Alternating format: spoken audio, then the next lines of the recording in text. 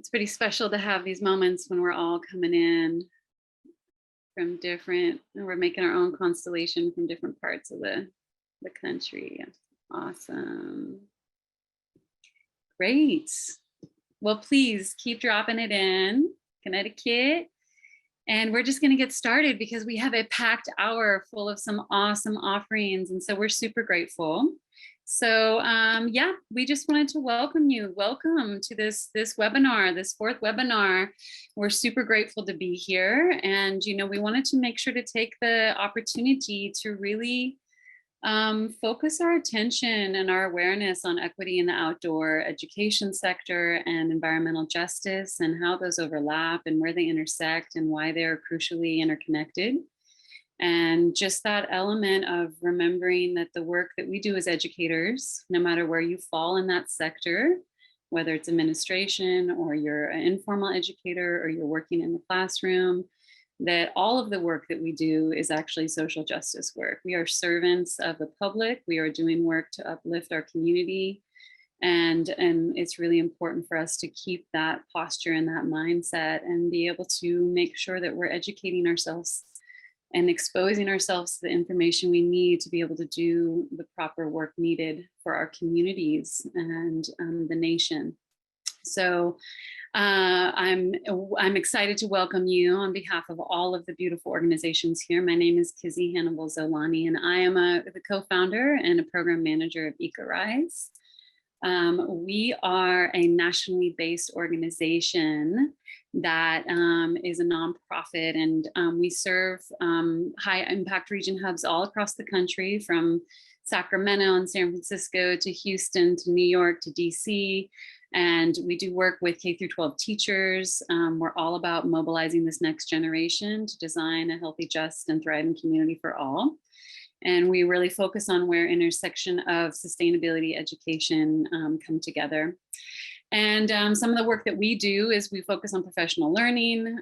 We have a whole bunch of resources and supporting people on their path forward. We focus on racial equity with our curriculum and our workshops. We have a green career pathway where we focus on, you know, career readiness and exposure to internships and credentials. And then we support our youth as well with student innovation funds where they can get funding to do their projects, as well as be a part of year-long climate councils. And we also are really committed to helping support systemic change and creating landscape analysis of K-12 education system. So we're grateful to be here hosting and helping moderate this panel. With no further ado, I would love to introduce Bridget Joyce. Bridget Joyce has joined us from the Office for Civil Rights at the US Department of Education, and she has worked there since 2013. Her work in the Office of Civil Rights is focused on the prevention of discrimination based on race, with the emphasis on civil rights of English learners and the prevention of discrimination based on race in special education and school integration. And before Bridget joined the Office of Civil Rights, she worked as a litigation associate at Arnold & Porter LLP, where her pro bono practices focused on Individuals with Disabilities and Education Act. And we're really excited to be able to have her representing here from the DOE, sharing with us some words. I'm going to pass over to you.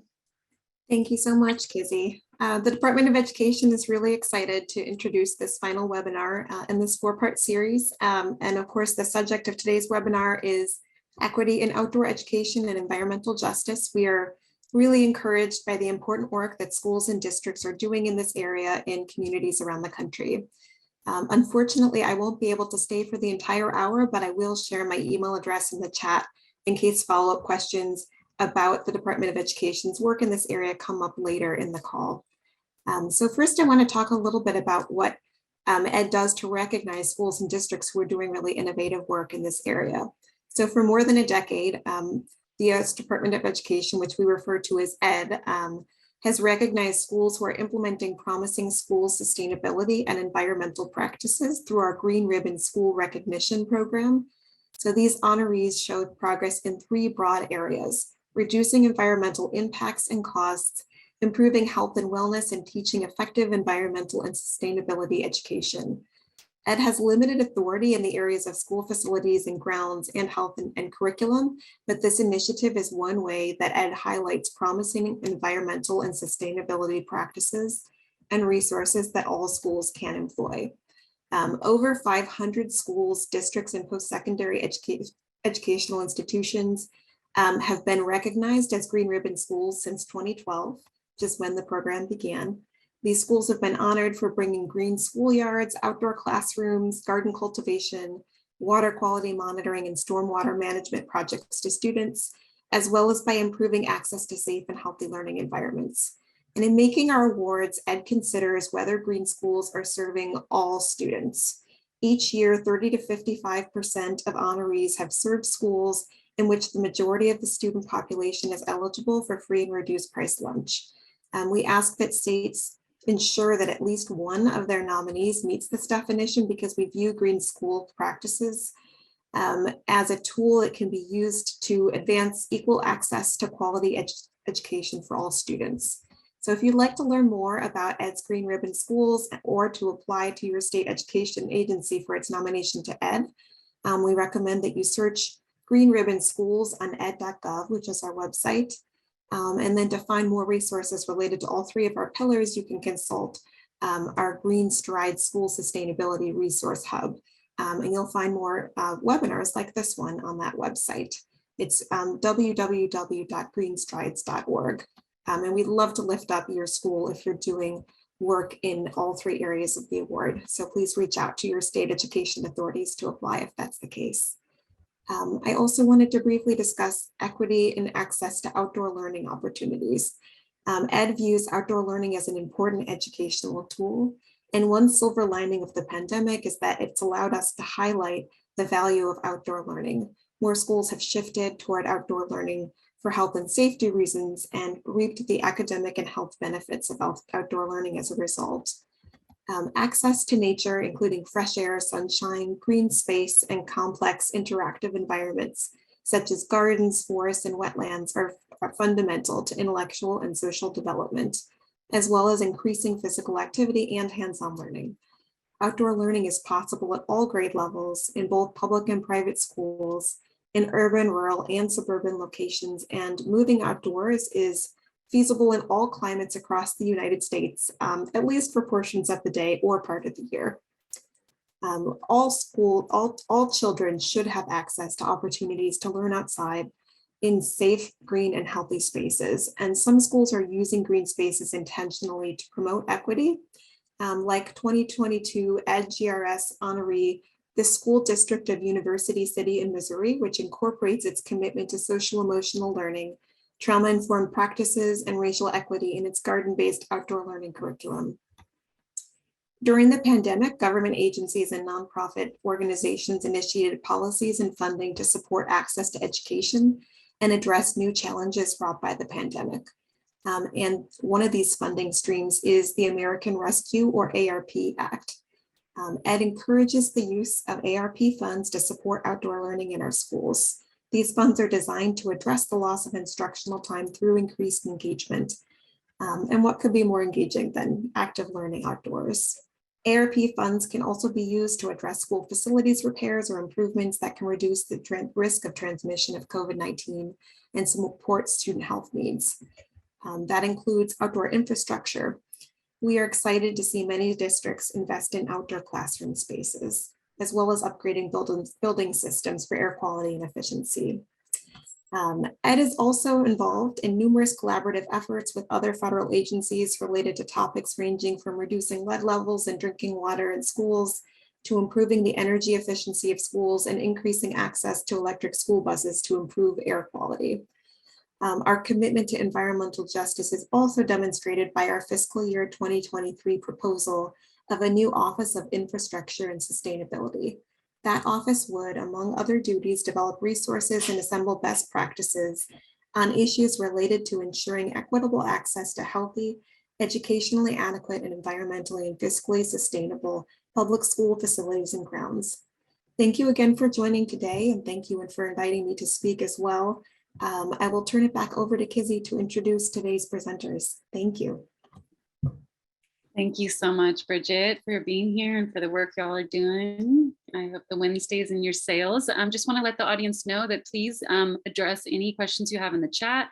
We have somebody moderating the chat and they're collecting the questions, and we're going to have time for Q&A after our speakers. So please feel free to be interactive with us like that. And with no further ado, I would love to introduce Jerry.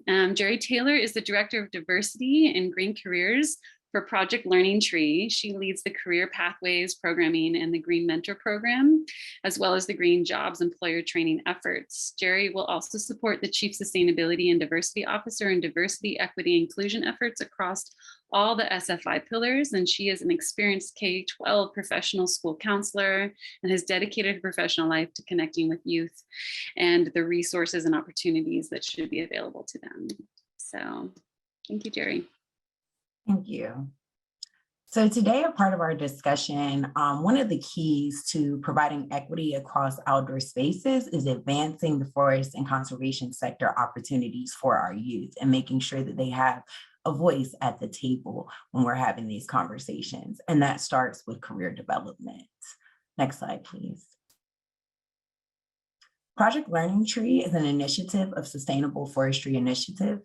We envision a world that values and benefits from sustainably managed forests in the great outdoors. SFI is an independent nonprofit organization that works in standards, conservation, education, and the community to achieve a vision of a world that values and benefits from sustainably managed forests. And one of the beauties of Project Learning Tree is that through our Train the Trainer model, where we provide training and resources to our state coordinators that represent a cadre of well-connected environmental education leaders across the states, who in turn both develop and train a cohort of educators and natural resource professionals and caretaker trainers to develop workshops to other professional development events throughout our state. And our work directly impacts educators, natural resource professionals, and caretakers as well. We're able to annually reach 1 million youth. Next slide, please. And before we can even get into this conversation about careers, we must look at the census data. And so we're going to take a deep dive. And while taking this deep dive into the census data, I would like you to look at the makeup of our country and how it is changing. Our recent US Census survey found that 3% of the foresters and conservation scientists identify as Black Americans. And when you get into other racial groups, it's a lot more disparities. As of 2019, as we noticed, half of the population under the age of 16 identified as belonging to one or more racial ethnic groups. At this time, Latino and Hispanic Black residents together make up 40% of the population. And this is one fact that we must know. It is clear that our nation becomes even more racially diverse from the bottom up of age structure. More attention needs to be given to the needs and opportunities in America for our diverse younger generations. And so when we think about this and you look at the projections for the labor statistics at this point, the growth will be 8% between now and 2024. And so it's disheartening when we look at these numbers where we see only 3% make up the sector and we have 40% of our youth coming from diverse backgrounds. This must change. Next slide, please. And while doing some of the research, what we found, not only just from the forestry sector, but also from the counseling and career sectors, we found out that awareness is one of the things that we've noticed as a barrier to access. The late introduction to the forest and conservation sector, false perceptions of job security. A lot of people think that because I'm working outside, I'm not going to make money. We've also found through research family perceptions of the forest and conservation sector, specifically in African-American and Latinx families. The view is that this is such a negative connotation for working outdoors due to historical events that have happened.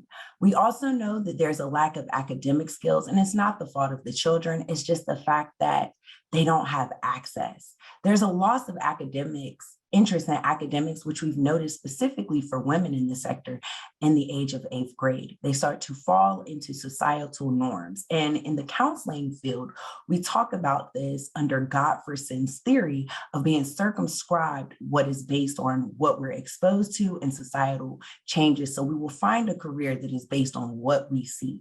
And so what we need to do, as we see in the next slide, is representation. There's a lack of representation. They don't get to see themselves in these fields in the media. They don't have mentors that look like them in these marginalized communities. And again, this is something that has to change if we want to provide equity and we want to bring voices to this table.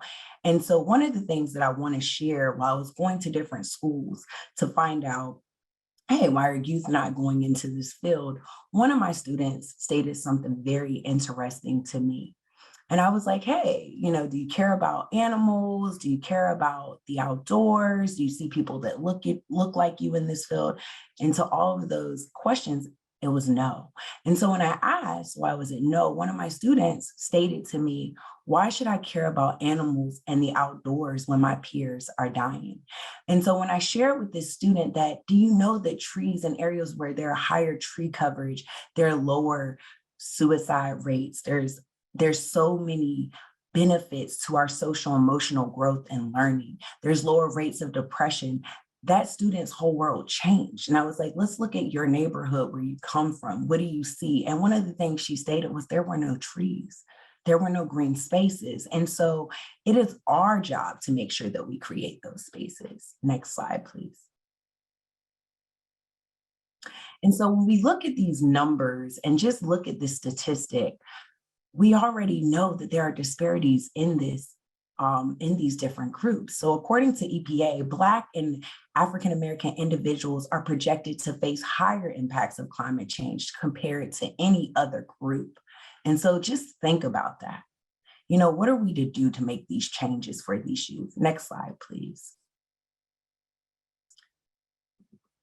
It was also shown that Black people are exposed to higher than average concentration of all major emissions groups. The disparities are seen nationally as well as at the state level, across economic levels, and across urban and rural divides. So it's everywhere. Our youth are being impacted by these issues. Next slide, please.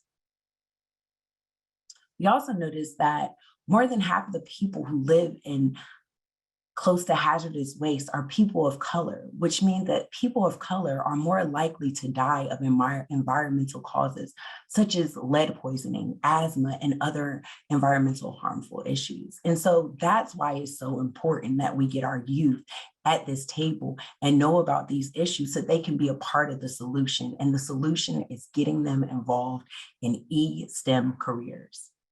And so one of the ways, next slide, please, that our organization at Project Learning Tree has been doing this work is that we first started internally.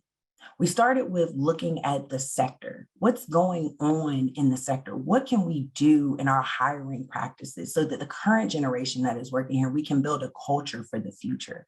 We also started with our partnerships, knowing that it's important that we work in all kinds of partnerships. We cannot just go into a community, come in there, change resources, and then leave. So we made sure that we have boots on the ground in different sectors, starting with Manners, which is the Minorities in Agriculture and Natural Resources and Related Sciences, as well as we work in Canada with the Outland Youth Employment Project, which is a national network of land-based education and training opportunities for Indigenous youth that provides career opportunities for these youth. And we also have partnered with Rise because this conversation is more than about just race. It's also about equity in these spaces. Next slide, please. And so just to show some of the work that we've done in Canada that we plan to duplicate in the United States, since 2018, we have been able to place youth in 6,000 green jobs.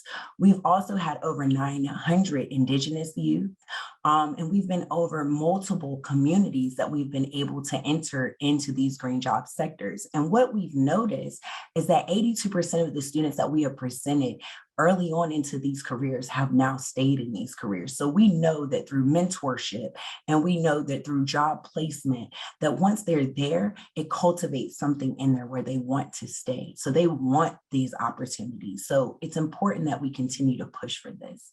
Next slide.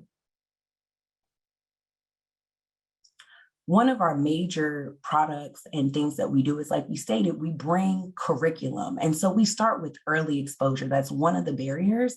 And our programming starts from 1 year old all the way to 6. And we start with representation of careers all the way at the age of 1, just starting that conversation to plant that seed. We also have representation in exploring the green job careers. We also have voices for indigenous professionals, because it's important that you see people that look like you and show you role models in the career. Our upcoming project that we have is Black Faces in Green Spaces, the journey of Black professionals in green careers. And it goes through the history, because we cannot move our people forward if we do not talk about the historical context, where we talked about parents are scared about for their kids in the natural resources and conservation and forest sector. We must address what happened historically. So that's some of the work that we're doing. Next slide, please. If you would like to learn more, we have a QR code as well. Reach out to our organization at plt.org. And I would love to talk to you more about all of the resources that we have and connect you with your state representatives if you would like to learn more about our organization. Thank you, and back to Kizzy. Thank you so much, Jerry. I always really appreciate hearing you and your perspective. I would like to introduce our next speaker, which is Ashley Rouse. Ashley is the director of Project Learning Garden and Project Giving Gardens at the Captain Planet Foundation. And over the past 15 years, she has spent her time working in food justice, nutrition justice, racial equity, and social transformation in the local food systems by being a leader in the farm to school movement.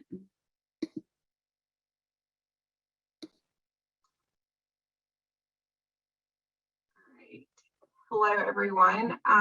Like Kizzy said, I'm Ashley Rouse, and I'm passionate about people, the environment, and school gardens is my current connection to fighting environmental racism.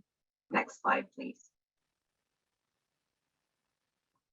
Project Learning Gardens is a program that I oversee, and it turns 10 this spring. We currently operate 525 school gardens across 40 states.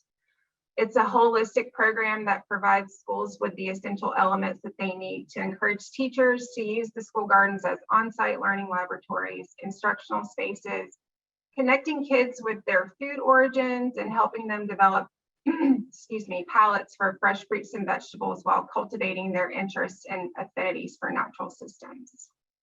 Next slide, please.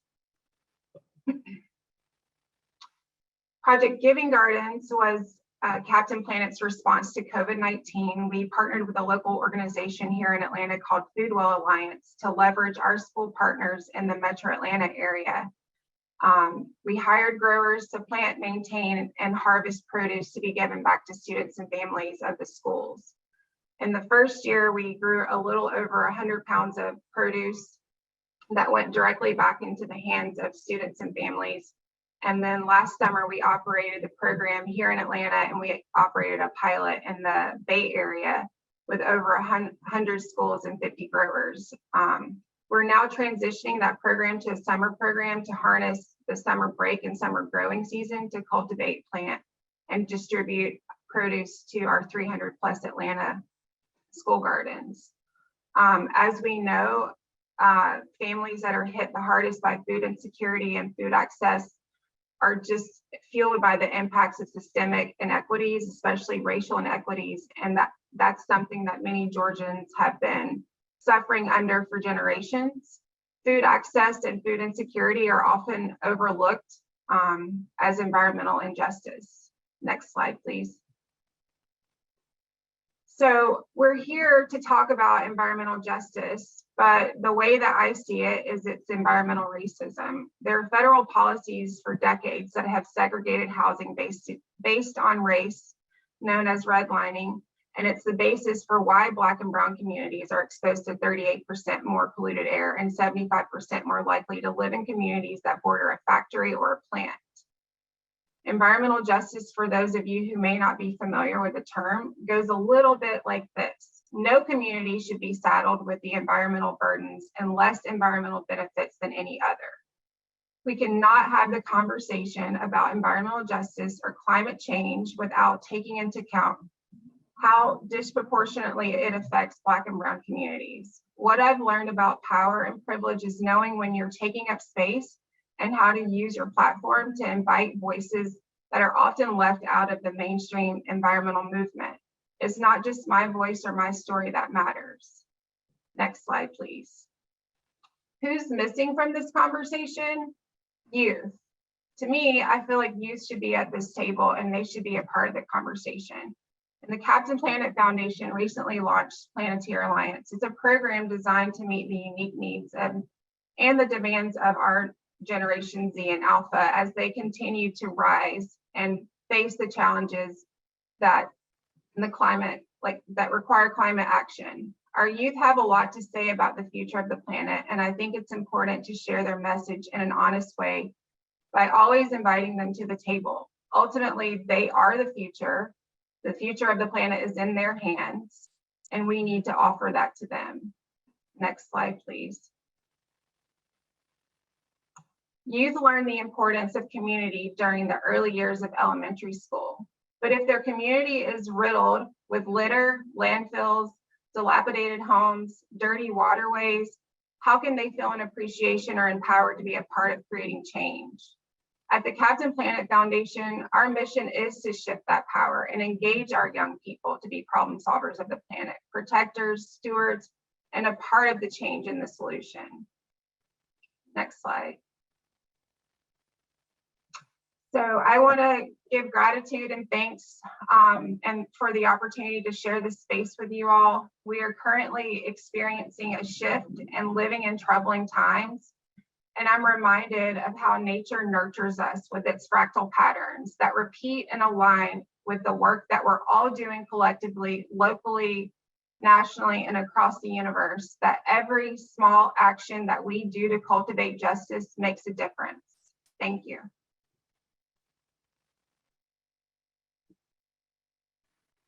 Thank you so much, Ashley. I appreciate the acknowledgement of environmental racism and then the acknowledgement of the nurturing element of fractal energy. I really needed to hear that, so I appreciate that. All right, so I have the honor to introduce Tiffany Johnson. Tiffany is the proud principal of Whittier Elementary School located in Washington, D.C. And Ms. Johnson has led the school to become a green ribbon school, which is endorsed by the U.S. Department of Education. She has spent nearly 18 years in D.C. public school system, serving as a teacher, an assistant principal, and a principal. And she coaches new principals and leads professional developments, and her goal is to connect and support school administrations while ensuring students are always first across the sectors. Awesome. Can everybody hear me? Thumbs up if you can hear me. Awesome. First off, I want to give kudos as we have over 100 people on this call. So please give yourselves a round of applause for taking the time to increase your environmental efficiency and readiness. So please give yourself a round of applause for that.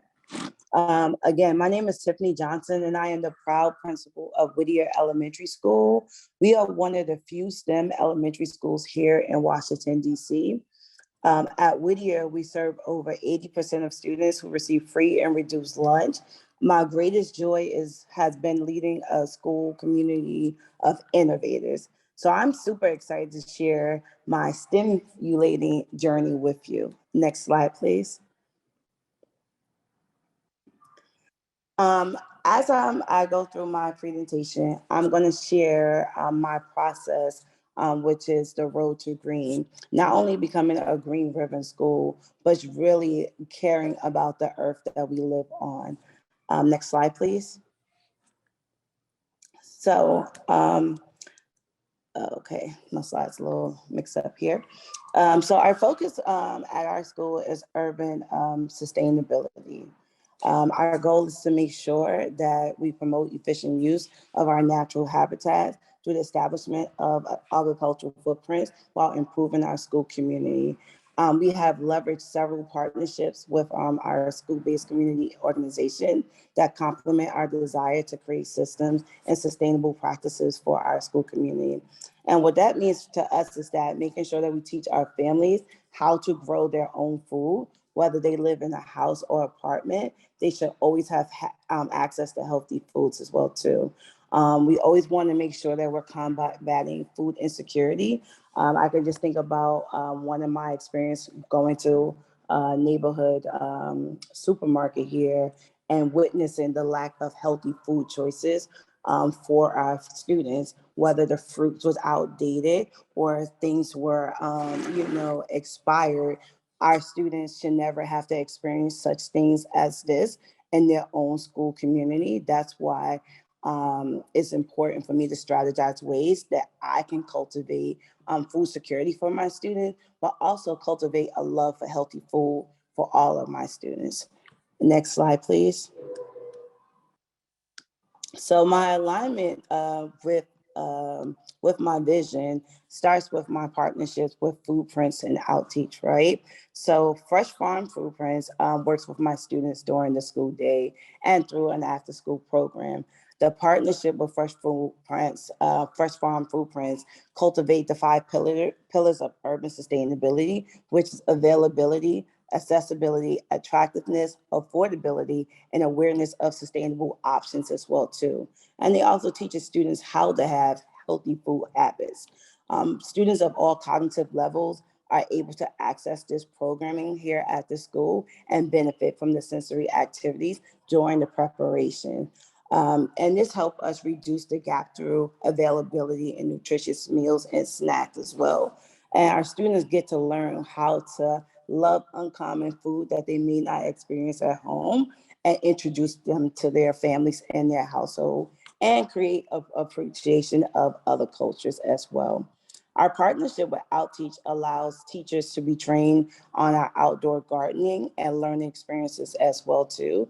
It builds and increases the social emotional experience and skills for our students. Students who engage in our Outteach program engage in project-based learning experiences as well too, and it teaches teachers how to support with the implementation and experience and planning with the hands-on experiences as well. Next slide. So with our opportunity gap, we realize that students don't necessarily get the opportunity to experience outdoor learning, outdoor gardening, because of the lack of resources, the lack of funds, and the lack of vision and investment from their community stakeholders. Here at Whittier, our focus is to increase the supply of nutritious foods through our partnerships, which is quite evident in our robust garden. We have improved the accessibility for students and their families through hosting our own farmers market with the support of the Fresh Farmed Food Prints organization and with our ESSER funds as well too. Our ESSER funds allowed us to purchase partnerships with said organization that supports our urban sustainability vision here at our school as well too. In addition, our ESSER funds pay for instructional programming, which is needed when you're applying to be whether a green ribbon school or a certified STEM school. The organizations in the U.S. Department of Education look at the educational programming that you're offering your scholars. Our outdoor learning space serves as an incubator for creativity for all. Learning doesn't happen just inside of the classroom, it happens more so outside of the classroom. And we always want to create those opportunities for our students as well. Next slide. Right. Here is my contact information. But before I close out, I just want to say that our quest to becoming a green ribbon school rests in the following pillars, right? Excellent in resource efficiency. making sure that we are stamping the health and wellness for all of our students and families, and making sure that we have a true environmental and sustainability education. The Green Ribbon School process requires applicants to demonstrate a commitment to being a true Green Ribbon School through programming, partnership, and investment. How do you do these things, right? That's by designing an environmental blueprint with a collaboration with school partnerships. That is right here at your fingertips. I looked at the chat. I saw all of these great organizations, and I was over here writing everybody down, like, oh, I got to contact this person.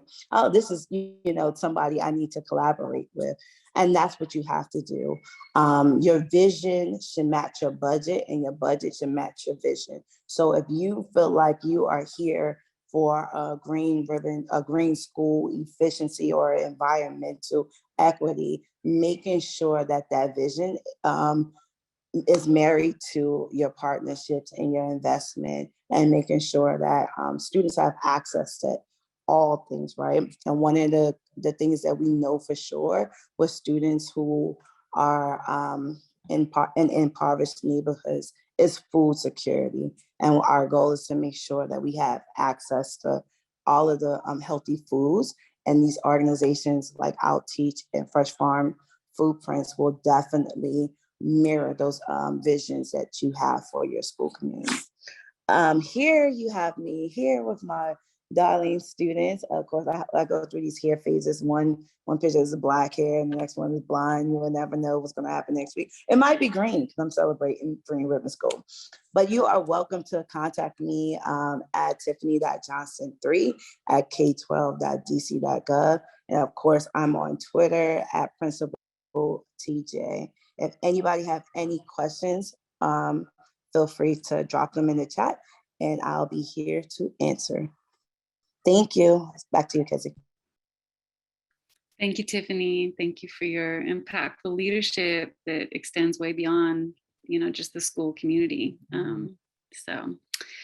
Well, great. Well, before we open up for some Q&A from the audience, so we just want to make sure that the community knows about this free resource. I'm actually going to drop it in the chat as well, that everybody has access to this free environmental justice curriculum. It's pre-K through 12th, and just being able to really tangibly have some resource to help you if you're interested, launch into the classroom in your instructional time of like, okay, I'm inspired, I understand a little bit more the connection of outdoor learning and the importance of this hands-on outdoor experience with combating environmental racism and being a proactive part of the environmental justice movement. And our elementary, it's a tiered kind of curriculum. It's pretty robust, and our elementary curriculum focuses on really just that, what are 4-year-olds and 6-year-olds and 7-year-olds needing? It's actions and behaviors, it's role models, it's really small social settings and understanding perspective and observation and kindness and just. What does it mean to be just? What does it mean to cultivate empathy and compassion and be aware of other people's perspectives and experiences? And then we build on that into middle school, where there's more of that, but then we add on this concept of resource allocation and how are things set up and what are the systems at play and how do we fight for justice and how do we identify things that are engineered a certain way, and how do we try and undo a lot of those systems that have created generational harm, and then getting involved in community action and role models and who's doing what already and how can you get involved and what do you want to do. And then in high school we build even on top of that with a little bit more of town hall scenarios. What's it like? How do you become an active adult? How do you get involved in city halls? What are the local policies happening? What are some things happening? The kids role play that out, and they also learn like kind of policy and regulation 101. How do you write a policy, and how do you write regulations? And so we just want to make sure that everybody here knows that this is a free and open resource for everybody. Please spread the word, download it, have access to it, and spread the word. So thank you so much for joining. We're going to open up for Q&A, and I just want to recap that it has been really important to see all of our speakers' perspectives of where the opportunity that's at hand for educators to be explicit and direct and take action and really kind of use the collaborative approach that is available to all of us. You know, we don't do this work alone. The work is most powerful when we come together. So I'm going to pass it off to my colleague, Anel. Thank you, Kizzy. And thank you, Jerry, Ashley, and Tiffany. It was, yeah, these conversations have been really inspiring for me personally. So I am Anel Torres. I'm the education specialist here at EcoRise, and we're going to be in the Q&A now. If you have any questions that come up from now until the end, feel free to continue dropping them in the chat or in the Q&A section. And whatever we don't get to, we will be sure to post it in our blog post and send an email out for that. So our first question, this was asked during Jerry's presentation, but it is open to any of the panelists. This is a wonderful presentation, and I'm wondering if someone can speak to how SFI differs from FSC, Forest Stewardship Council. My understanding is that one of the differences is that FSC prohibits conversion of natural forests to plantations, while SFI allows that conversion. Thank you. Okay, I can answer that question. I also answered in the chat, but I will provide it. When considering a conversion of forest cover types, certified organizations must ensure the proposed conversion does not pose a threat to important ecological systems, species, or natural communities. Provided that this assessment determines that there is no threat, the certified organization then must consider how the conversion could impact the forest health, reforestation, challenges of riparian protection. The assessment must consider ecological impacts and the impacts to site productivity, economics, or stand quality. Finally, the assessment must consider if consultation with local communities, indigenous people, and other stakeholders are required. Any conversion activity would require this level of assessment and justification. So there's a series of steps that they must go through. And like, I will be honest with you, this is not my area of expertise. I'm an educator, but I would love to connect you with our standards pillar at SFI. But I did reach out to them during this presentation, and that was their response, just to make sure that you know it is an assessment that is done on both ends as well. Mm-hmm. Thank you, Jerry. The next question was asked during Ashley's presentation. I'm a retired educator in Chicago where the violence among youth from economically poor neighborhoods occurs daily. Youth are killing other youth. I also have firsthand knowledge of learning gardens, and in most cases, there is a disconnect with the in-school curriculum and has been an add-on for a handful of students after school. Environmental racism is blatant in Chicago. Where do we start? I would say you start in your community and you co-create or co-design what programming can look like for your youth. In the past, I've worked with youth in my neighborhood. We worked with kids that had dropped out of school and gone on to serve time in prison. They were used to digging in the soil because they were digging graves. We worked with kids in the school, and we also worked with kids in the high school and had a program that operated during the summer where we taught them how to make mounds and grow food. They became entrepreneurs selling the food to chefs and local restaurants, and then attending local farmers markets. In the afternoon portion, they wanted to learn how to cook the food. So we had a chef come in and prepare the food with them and teach them how to cook. We shared a meal together. And then we incorporated some law because they needed to know how they can respond to police officers if they're approached on the street. So I do believe that our youth are the answer, and having a conversation with them, finding out what they need and how they want to be a part of something is the best way to design what programming looks like. Thank you, Ashley. The next question is addressed to Principal Johnson. What system level supports do you think we need to help build capacity for all DC schools to go as deep with outdoor learning and environmental learning as you have at Whittier?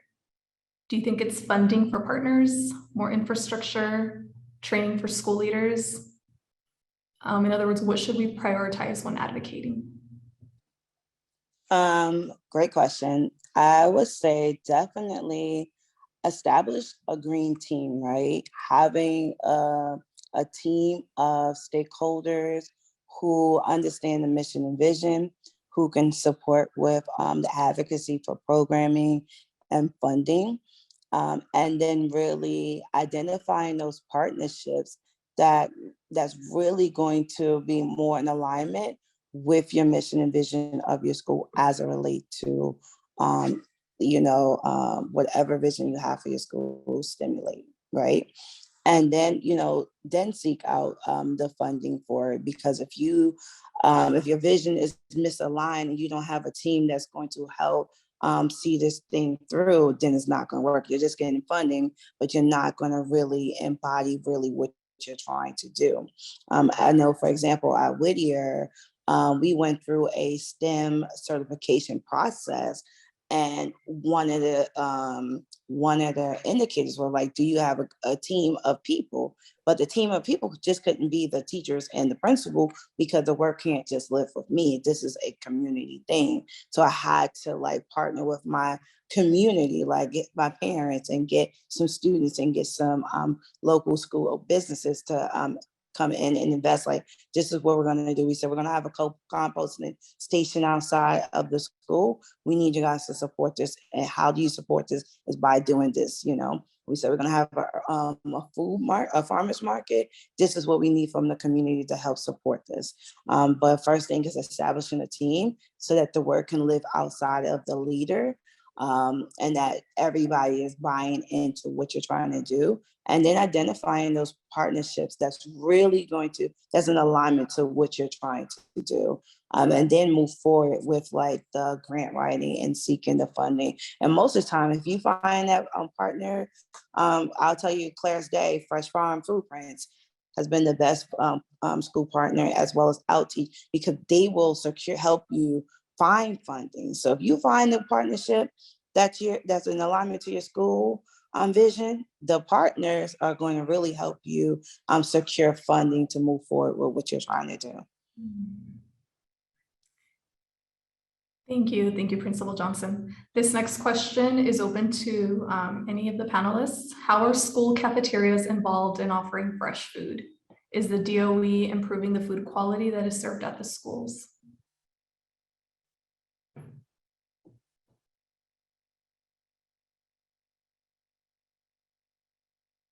I can speak about my experiences when I was in DC. Some of the things that we noticed is we had local farmers markets come to our school. We also planted our own produce. And I will be honest, with the Michelle Obama Act that brought in healthy foods, we did have to do a lot of nutrition classes for our students because they did not have food recognition. And so if I've never seen a squash, I'm not eating a squash.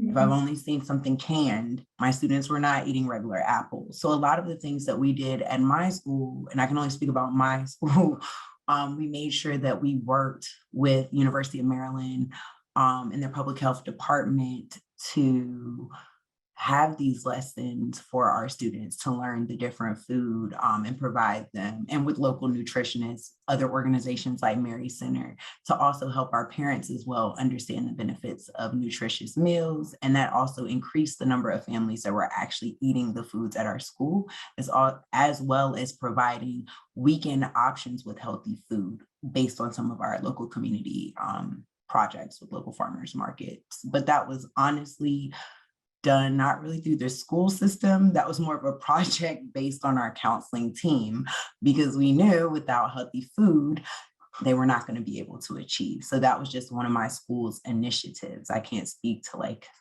the USA, but I can speak about some of the initiatives we did at my campus. And I could just add on to that. The district, they are doing more with the process. Like if you have a garden and you're growing your food, there's now a process with working with the kitchen staff to support the integration of the produce that has been, grown in the school gardens. I know with our partnership with Fresh Farms in our garden, our students like make it, and sometimes they eat that for lunch, you know what I mean? Because like that, they're so excited, like you said, like if they have never been introduced to kale salads, and now they're making it in the food prints room. They're like, oh no, I'm not going to eat this lunch today. This is what I'm going to eat. It's still like a thing that you have to do, because of course, as a district, you have vendors that you have paid, right? So this is what the vendors have to do. So now it is changing. Is it changing at the pace that we would like it to? That's another question. However, but it's changing, all right, because more healthy options are getting into the hands of students through these lofty partnerships.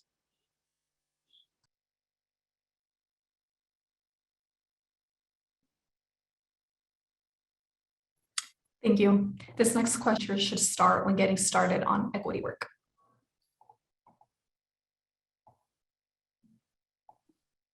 Anel, can you repeat that question? It was kind of hard to hear the whole thing. Yes, this next question is open to all panelists. Where do you recommend teachers should start when getting started on equity work? If I were to be honest with you, you have to start in your school. You cannot start outside of your organization. So when you start with equity work, my experience has been that you have to start with the people that are working with the youth and making sure that they're comfortable for that conversation before we can start talking outside about it. So I always say the work starts on the inside while still doing work on the outside. Because if everybody is not ready to do equity work, I've seen the disasters just being counseled on some DEI work. It doesn't really work well.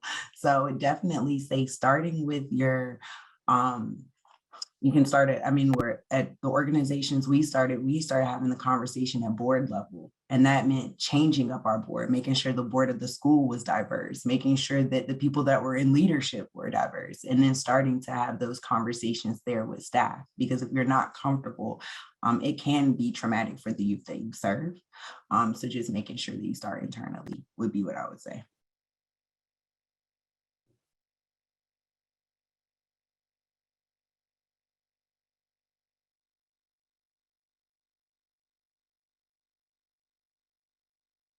To all panelists, have you heard of a renewed national inside, a federal requirement with funding to get every public school student to an outdoor environmental education site for a day or even multiple days? Oregon and maybe Washington State.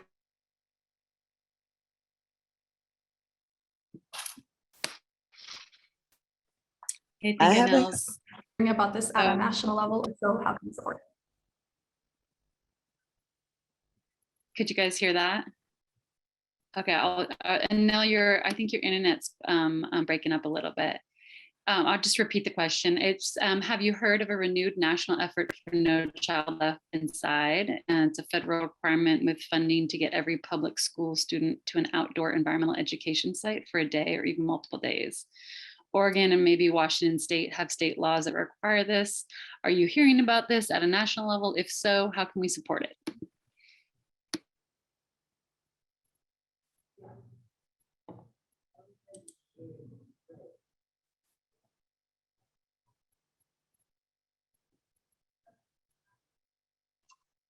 I would say I haven't heard about it at a national level. I've heard like rumblings of it throughout with campaigns locally. I've also heard of No Adult Left Inside campaigns happening, but I'd love to learn more if the person who prompted the question has information.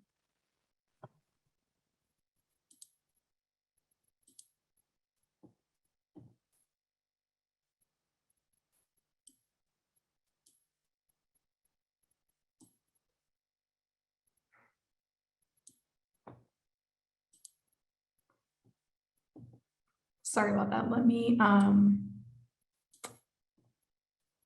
see if I could figure out who prompted it. Would that help?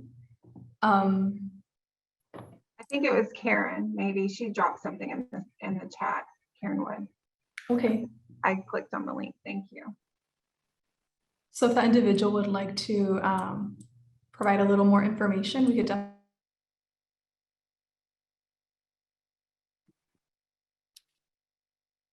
And we can follow up too with some resource stuff on that and our resource stuff. And then go back there.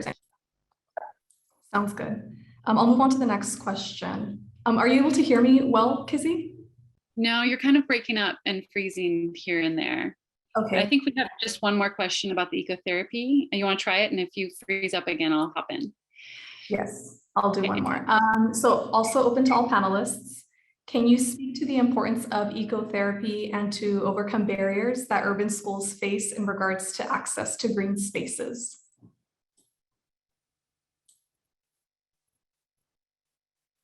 I will say I've only worked in urban education, and there's important factors that come from ag therapy. And one of the things that I noticed is there are not a lot of green spaces, but things that we did within the school building was we made sure everybody, especially most of my students, were special education students. And so one of the things that we did at our school was definitely make sure that every day they put their feet on the ground for grounding techniques. I also made sure that every student I worked with, we made sure that they had a garden, a space within my office there where they had plants, but also outside of the building, just because it's important for youth to see things grow, especially in communities where they're not seeing a lot of growth, whether it's high murder rates, things of that nature. So I'm definitely coming from a family that's agricultural background, and we've worked with a lot of students in North Carolina that have come from programs like Yes, I Can, that worked on our farm. We saw a lot of difference in behaviors once we incorporated agrotherapy. So I would definitely say there are ways that you can do it, even if there are not a lot of green spaces, even if it's just going outside, letting them grow their own plant. It doesn't have to always be like this huge hiking adventure. Outdoors can look anyways, as long as they get sun touching their skin.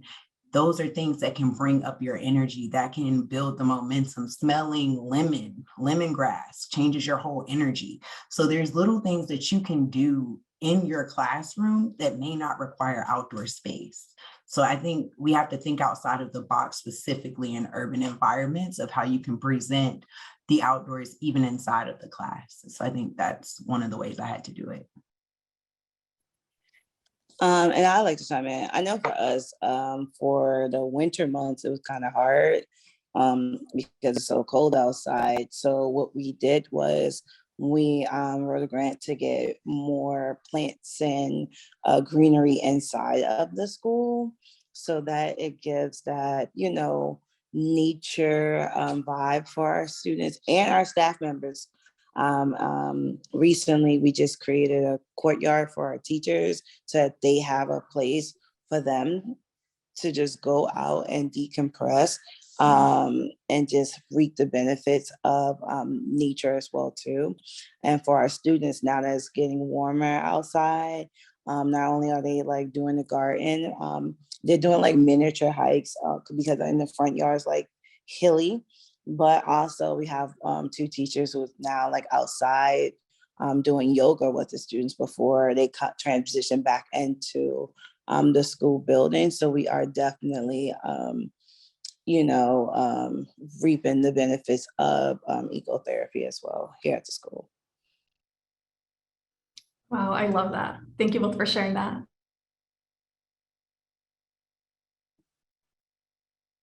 Okay, well, we have come to the top of the hour. I first want to thank everybody for just attending, and I'm deep gratitude to all of our speakers. It has been really wonderful to get the 3 of y'all together and that shared pot of knowledge and insight and deep community work that y'all are doing. We're super grateful for what you're doing and the road that you're walking and the way that you're inspiring others. So thank you so much.